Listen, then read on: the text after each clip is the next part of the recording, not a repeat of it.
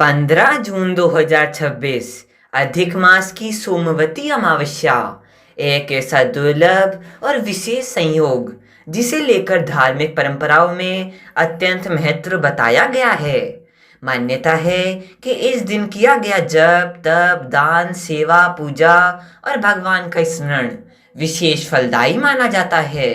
कहा जाता है कि वर्ष भर में कुछ ही ऐसी तिथियां आती है जिनका इंतजार श्रद्धालु बड़ी आस्था के साथ करते हैं और अधिक मास की सोमवती अमावस्या उन्हीं विशेष अवसरों में से एक मानी जाती है।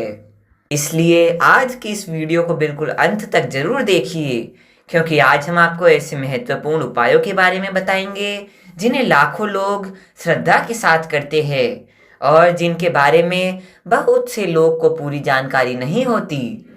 नमस्कार दोस्तों, सनातन धर्म में अमावस्या तिथि को आत्मचिंतन, दान, सेवा, पूजा पाठ और ईश्वर के स्मरण का विशेष दिन माना गया है। लेकिन जब अमावस्या सोमवार के दिन आती है तो उसका महत्व और भी ज़्यादा बढ़ जाता है, क्योंकि सोमवार भगवान शिव को समर्पित माना जाता है।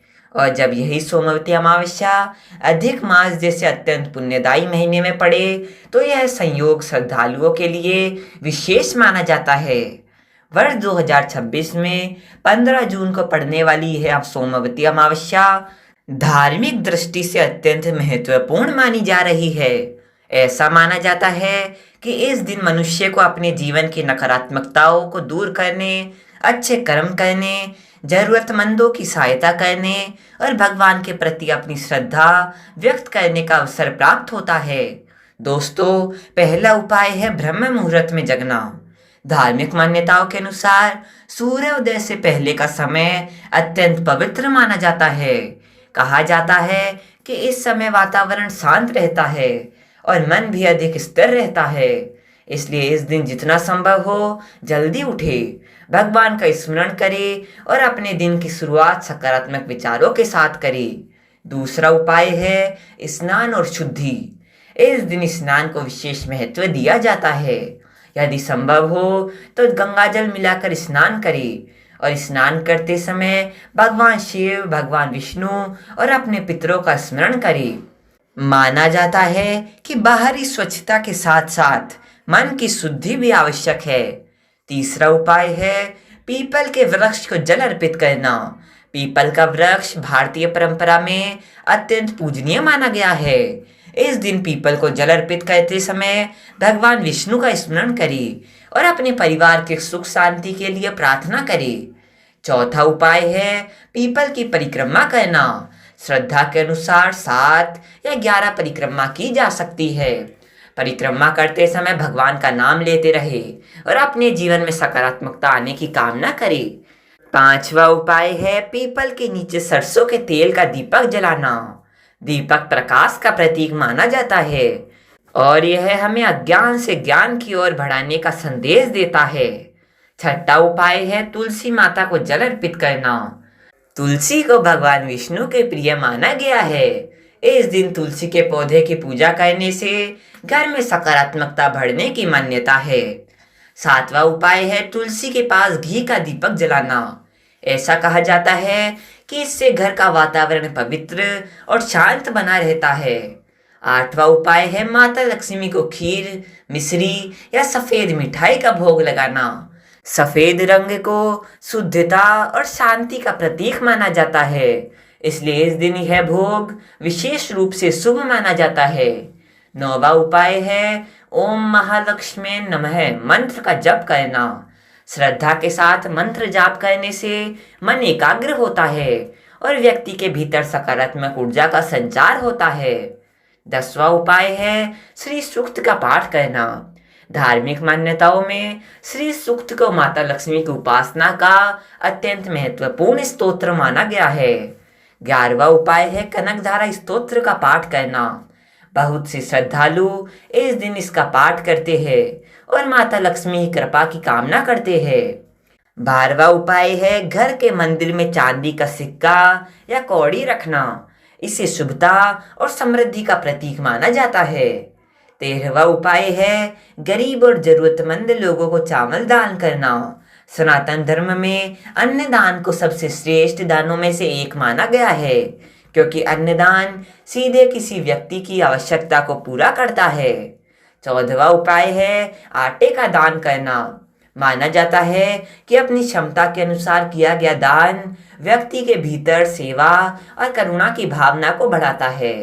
15वां उपाय है सफेद वस्त्र का दान करना। सफेद वस्त्र शांति और सादगी का प्रतीक माना जाता है। 16वां उपाय है गौ सेवा। इस दिन गाय को हरा चारा, रोटी या गुड़ खिलाना शुभ माना जाता है। भारतीय संस्कृति में गाय को विशेष सम्मान दिया गया है और उसकी सेवा को पुण्यदायी माना गया है।